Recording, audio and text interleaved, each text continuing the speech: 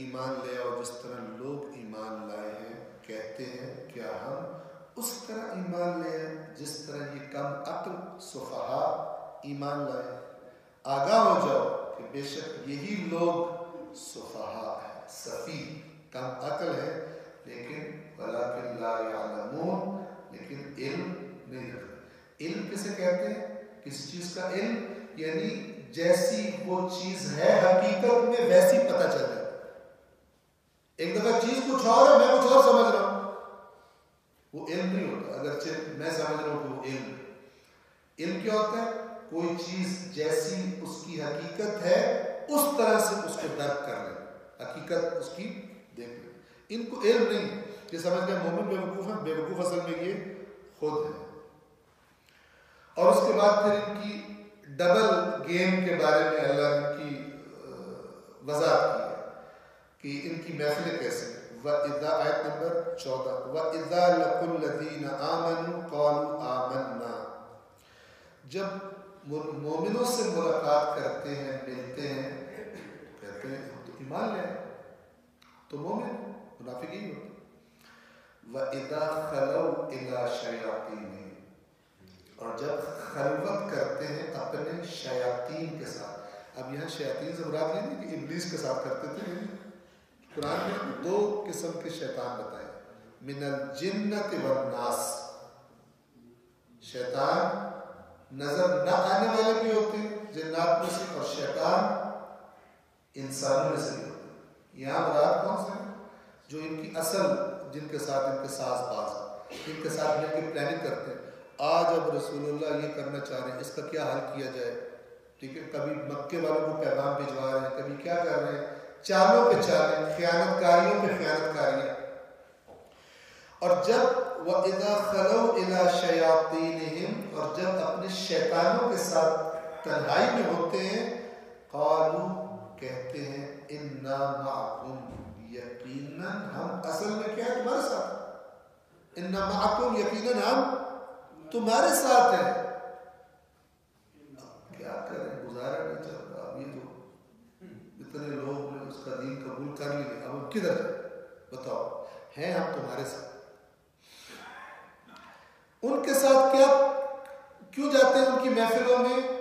انما نحن مستہزئون، ان کو تو چکر دیتے ہیں، مذاق اڑاتے ہیں، استہزاء کرتے ہیں۔ استہزاء کیا ہوتا ہے؟ اگلے بندے کو آپ بے وقوف بنا رہے ہو اور وہ بے وقوف بن رہا ہو، آپ کیا کر رہے ہیں؟ اس کو ظاہر آپ یہ کر رہے ہیں کہ بڑے مخلص ہیں آپ اس کے ساتھی ہیں، لیکن اصل میں اس کو فراڈ لگا رہے ہیں۔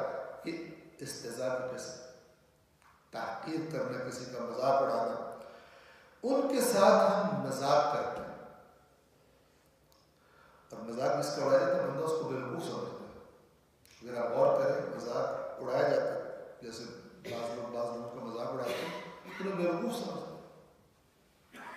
انما نحن مستہزئون، ہم تو صرف ان کے ساتھ، اور ہم کچھ نہیں کرتے، بالکل ساتھ نہیں ہیں، صرف مذاق کرتے ہیں، صرف ان کو ہم مذاق اڑاتے ہیں۔ آیت نمبر 15، اب اللہ تبارک و تعالی جواب دے رہا، اللہ یستہزئ بہم، اللہ ان کے ساتھ استہزاء کر رہا ہے۔ اور اگر آپ اس کو تصور کریں تو واضح ہے کہ مومن کا رسول اللہ کے ساتھ استہزاء کر رہا ہے، تو اصل میں تو جہنم میں اپنی جگہ بنا رہا ہے۔ استہزاء کس کا ہوگا؟ ٹھیک ہے، اگر آپ سے عرض کروں، اگر ایک بندہ کسی کو 100 روپے کا فراڈ کر کے خوش ہو رہا کہ میں نے اسے بیوقوف بنا دیا، ٹھیک ہے، اور یہ کام کر کے ایسے قانون کی زد میں آؤ جس کا جرمانہ 1 کروڑ روپے ہو، ٹھیک ہے، اور اس کو یہ پتہ نہ ہو کہ یہ میری ساری کارروائی جو ہے وہ حکومت نے، انتظامیہ نے وہ دیکھ لی، ان کے پاس ثبوت ہے، اسے پتہ نہیں، اب وہ 100 روپیہ اس کو اس سے ٹھگ کے، اس کو چکر دے کے خوش ہو رہا ہے کہ میں نے اسے بیوقوف بنایا، جبکہ اسے پتہ نہیں کہ 1 کروڑ روپیہ مجھے بھی دینا پڑے گا، میرے خلاف ثبوت اکٹھے ہو گئے، ٹھیک۔ اب اگر پولیس آئے اس کو اس جرم کی سزا 1 کروڑ روپے جرمانہ ہے جو تو نے کیا ہے. تو لوگ اس سے کہیں گے تو نے اس کا مذاق اڑایا یا تو نے اپنا مذاق اڑایا؟ مذاق تو تیرے ساتھ ہوا جس کو 100 کے بدلے کروڑ دینا پڑا. مثال دے رہا ہوں. تو اللہ تعالیٰ فرما رہا ہے اللہ یستہزئ بہم، اللہ ان سے استہزاء کرتا ہے. وَيَمُدُّهُمْ، یہ بہت خطرناک بات ہے جس کے بارے میں اللہ کا قانون، اللہ کے اس قانون کی زد میں آ جائے. وَيَمُدُّهُمْ، اور انہیں ڈھیل دے رہا ہے. فِي طُغْيَانِهِمْ، ان کی سرکشی. اب ایک سرکش کو اگر پکڑ لیا جائے تو اس نے جتنا نقصان کیا ہے اتنی کی اسے سزا ملے گی. لیکن اگر ایک سرکش کو ڈھیل دے جائے اور کرتا کہ تیرے جرائم کا انبار زیادہ ہو جائے اور تجھے پھر اور سزا ملے. خدا عالم کہہ رہا ہے کہ مذاق تو ان سے ہو رہا ہے کہ جس نے پکڑنا ہے وہ ڈھیل دے رہا ہے کہ اور کرو جو تم نے حرکت کی ہے. تمہاری سزا یہ ہے کہ اور بڑے مجرم بن کے نکلو دنیا سے، اور زیادہ سخت اللہ کے عذاب اور زیادہ لمبی سزا کے مستحق بن کے نکلو. اللہ یستہزئ بہم، اللہ ان سے استہزاء کر رہا ہے. وَيَمُدُّهُمْ، اور ان کو ڈھیل دے رہا ہے. فِي طُغْيَانِهِمْ، کہ یہ اپنی سرکشی میں، طغیان سرکشی. یعمہون، اسی طرح لوٹ پوٹ ہوتے رہے، اسی طرح غلطا رہے. یہ یعمہون کا معنی ہوتا ہے اندر کا اندھا جسے نظر کچھ نہیں آ رہا.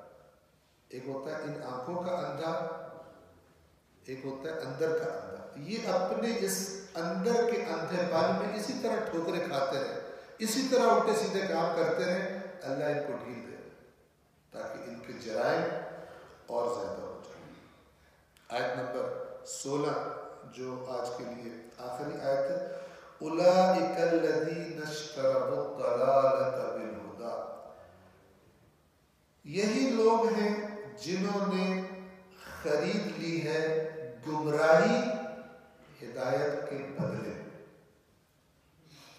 ہدایت ان کے پاس آئی تھی، اللہ نے ان کے لیے بھیجی تھی کہ یہ لو قبول کرو اس کو. انہوں نے کہا کہ ہدایت نہیں چاہیے، گمراہی چاہیے. انہوں نے ہدایت کے بدلے میں گمراہی خریدی. ان کو انہوں نے سودا کیا اور اپنے آپ کو بڑا سمجھدار سمجھ رہے ہیں. لیکن اللہ تعالیٰ کا فرماتا ہے فما ربحت تجارتہم، ان کی تجارت میں کوئی فائدہ، کوئی نفع نہ دیا ہے. بڑے سمجھدار، ہم بڑا تیز کام کر رہے ہیں. فما ربحت تجارتہم، ان کی تجارت نے انہیں کوئی نفع نہ دیا. وما کانوا مہتدین، اور نہ ہی یہ ہدایت یافتہ ہوئے. محتدین کنہیں کہتے ہیں؟ جو ہدایت کو قبول کر لیں، ہدایت یافتہ ہو جائے. ہدایت کو قبول کرنے والے کو محتدی کہا جاتا ہے. اس کی جمع محتدین یا محتدون، دو طرح سے اس لفظ کی شکل آتی ہے. سب آپ پڑھیے محمد والے.